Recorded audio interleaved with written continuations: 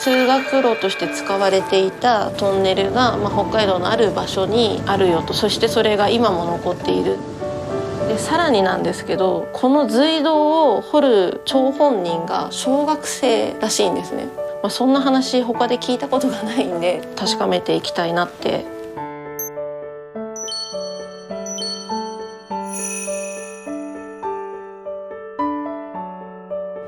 苫小牧港に到着します。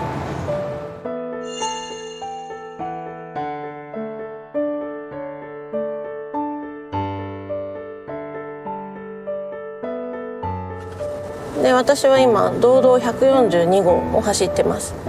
根室と釧路を結ぶ道道で、長さがなんと160キロ、北海道でも一番長い道道なんですよね。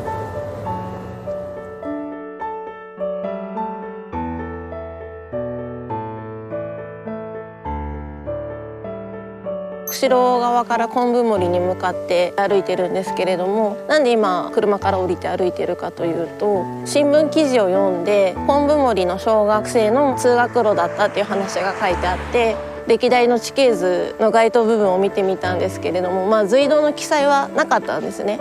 隧道の記載はなかったんだけれども、昆布森の学校から宿徳内とか阿蘇別行くには海沿いの崖記号のところを通んなきゃいけなくて、隧道を掘るんだったらその崖記号のところに掘るだろうなっていうふうに当たりをつけてここに来た次第です。ここから私は道道142号を離れて海沿いの方に降りていきたいと思います。看板もありますが、阿蘇別の集落に至ることができます。この先に集落があるっていうことが全然わからない入り口ですね。お家が見えてきましたね。あそこが阿蘇別の集落になりますね。あそこから昆布森に向かったということで、私は今日は昆布森小学校に通学したい小学生の気持ちで行きたいと思います。海沿いよりは山のちょっと登ったところに点線道が書かれてたんですよね。なのでおそらく山越えの道っていうのが古くからあったと思うんですけど、今映っているところを見ても山越えはちょっと大変そうですよね。海沿いを行きたいっていうのも分かります。海際に来ました。海沿いを来て、でそのままこの海沿いを歩いて学校に行ってたと。すごいですね。昆布森も昆布のある入り江っていう意味で、昆布が昔からたくさん取れる場所だったんだと思われます。怪しい断崖がありますね。新聞記事で見た写真と似ているような、なんかあの岩がまさに通学路の邪魔をしそうな飛び出方をしてますね。あれですね、隧道見えた。見つかりましたね。位置が高い。砂浜がだいぶ浸食されてしまったんじゃないですかね。今私が歩いている砂浜がもう道だったんですよね。今はもう通ることがないかつての通学路、そして大人たちも歩いてた浜辺の目に見えぬ廃道を今私は歩いていると、こういう時思いますよね。生きててよかったって。この大きな屏風みたいな岩が割れ岩と呼ばれているらしいんですね。隧道ができる前はこの割れ岩の波打ち際を3つ数えたら4つ目の波は小さい波だって指折り数えてえいやっと渡ってたって、ちょっととんでもない通学路ですね。近づいてきた。高いな、本当に高い。いや、ちょっと登れるか、無事に昆布森に通学できるかチャレンジしたいですね。行きますか。意外とグリップが効くので滑らないで行けそうなんですね。結構ね崩れるんですよ。いってらっしゃい。これでだいぶ楽。よいしょ。お隧道の風が気持ちがいい。荷物を入れていただければ引き上げますんで。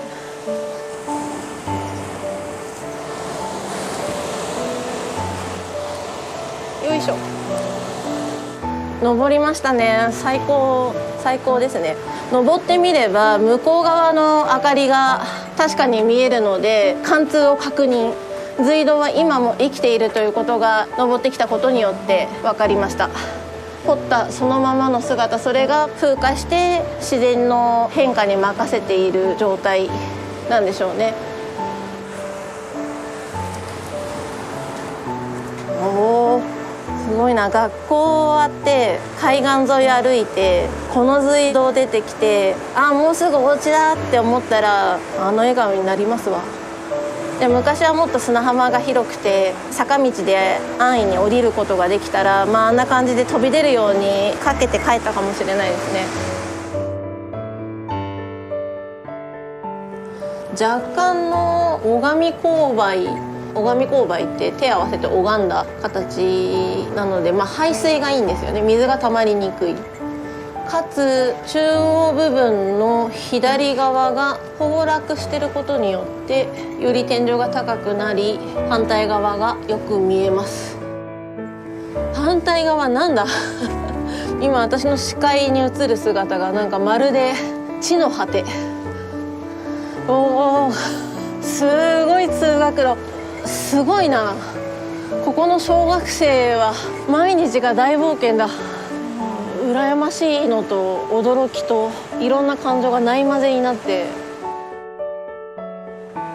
県道の車道が開通した以降っていうのも昆布を集めるために使っていたということなので、それもあってロープとかが今もあるんでしょうね。ロープはあまり頼りにしてはいけませんが、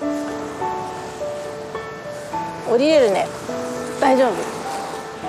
すごいですね、この風化。でもこの地の子どもたちにとっては日常であったと。この砂浜がいわゆる廃道の続きになるんですけど、ものすごい景色ですね。独特のこの風化が生み出した美しさ、ある意味での廃道の極地じゃないかなと。日本のカッパドキアですよこれ。すごい通学路だな。なんだここは。通学路だったんだよってもし話だけ聞いてもなかなか信じられないですね。それだけ現実離れした世界ですよここ。こうやって学校行く時に朝一番だったら自分しか歩いてないって砂浜でわかるからちょっと嬉しいです。今日一番乗りだって。昆布森の漁港に到着です。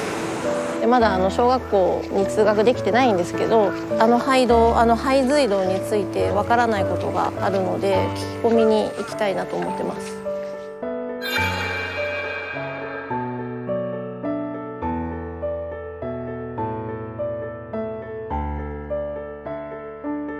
嫁に来てお嫁さんで60年まで経たないけど、その頃はそれこそうち通ってました。もう10年も20年も自分も行ってないけど。行ってない。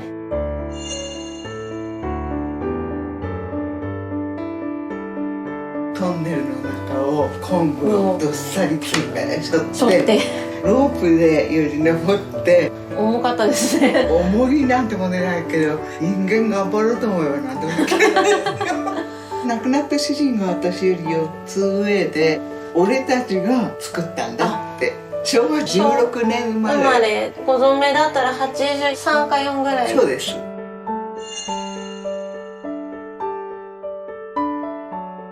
ここの集落の子供たちとかもみんなで総出で、大人もみんなで掘ったトンネルだったんですね。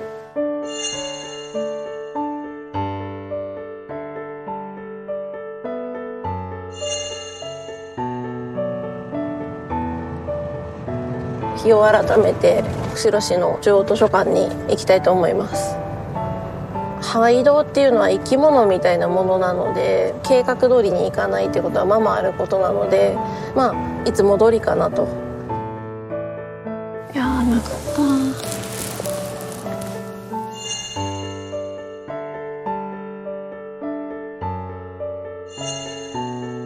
東京帰ってからもいろいろ調べてみて、改めて国会図書館でワード検索をしてみたところ、中学1年コースという雑誌を見つけまして、昭和29年の冬に小学生が波にさらわれかけるっていう第一の事故があったことを受けて、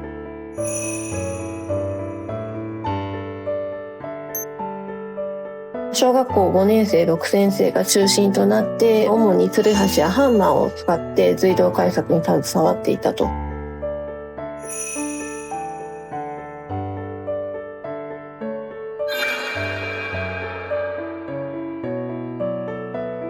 隧道ができた直後、子供たちがキャッキャと喜びながら隧道行ったり来たりして、日に50人も通って欠席率も大いに下がって笑顔で毎日通学をしたりとか、私が最も好む住んでいる人たちの発展を助け笑顔を作っていった道の記録をここに記してくれたんだということで、中学1年コースを読んで非常に満足し、やっと昆布森我岩の廃隧道の散策を終えることができたんだなとちょうど噛み締めている次第です。